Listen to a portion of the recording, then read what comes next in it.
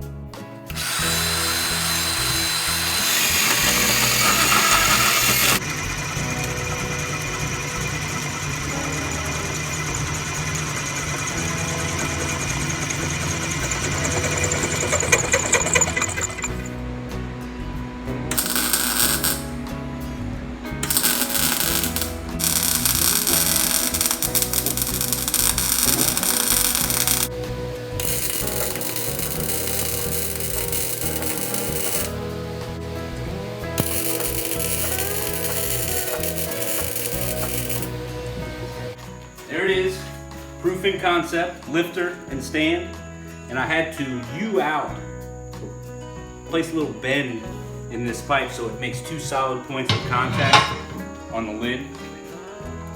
You can see, solid lift, place it on the stand.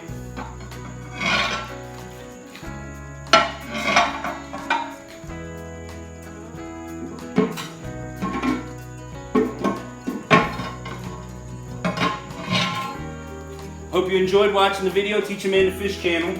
If you did, please feel free to like and subscribe.